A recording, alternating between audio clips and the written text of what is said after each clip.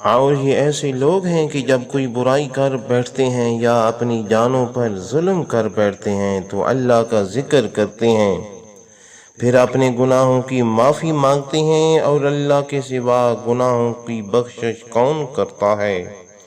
اور پھر جو گناہ وہ کر بیٹھے تھے ان پر جان بوجھ کر اصرار بھی نہیں کرتے۔ یہ وہ لوگ ہیں جن کی جزا ان کے رب کی طرف سے مغفرت اور جنتیں ہیں جن کے نیچے نہریں رواں ہیں، وہ ان میں ہمیشہ رہنے والے ہیں، اور نیک عمل کرنے والوں کا کیا ہی اچھا صلہ ہے۔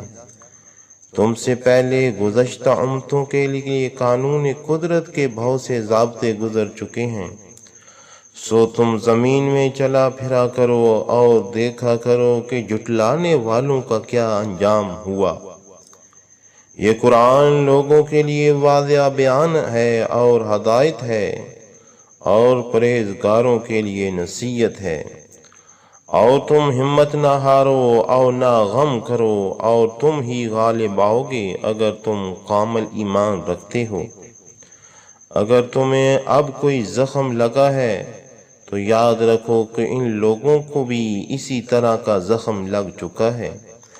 اور یہ دن ہیں جنہیں ہم لوگوں کے درمیان پھیرتے رہتے ہیں، اور یہ گردش ایام اس لیے ہے کہ اللہ اہل ایمان کی پہچان کرا دے اور تم میں سے بعض کو شہادت کا رتبہ عطا کرے،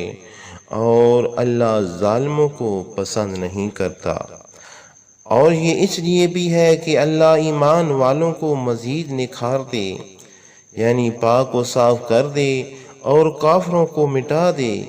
کیا تم یہ گمان کیے ہوئے ہو کہ تم یوں ہی جنت میں چلے جاؤ گے، حالانکہ ابھی اللہ نے تم میں سے جہاد کرنے والوں کو پرکھا ہی نہیں، اور نہ ہی صبر کرنے والوں کو جانچا ہے، اور تم تو اس کا سامنا کرنے سے پہلے شہادت کی موت کی تمنا کیا کرتے تھے، سو اب تم نے اسے اپنی آنکھوں کے سامنے دیکھ لیا ہے۔ اور محمد صلی اللہ علیہ وآلہ وسلم بھی تو رسول ہی ہیں نہ کہ خدا۔ آپ سے پہلے بھی کہیں پیغمبر مصائب اور تکلیفیں جھیلتے ہوئے اس دنیا سے گزر چکے ہیں، پھر اگر وہ وفات فرما جائیں یا شہید کر دیے جائیں تو کیا تم اپنے پچھلے مذہب کی طرف الٹے پاؤں پھر جاؤ گے؟ یعنی کیا ان کی وفات یا شہادت کو معاذ اللہ دین اسلام کے حق نہ ہونے پر یا ان کے سچے رسول نہ ہونے پر معمول کرو گے؟ اور جو کوئی اپنے الٹے پاؤں پھرے گا تو وہ اللہ کا ہرگز کچھ نہیں بگاڑے گا، اور اللہ ان قریب مصائب پر ثابت قدم رہ کر شکر کرنے والوں کو جزا عطا فرمائے گا۔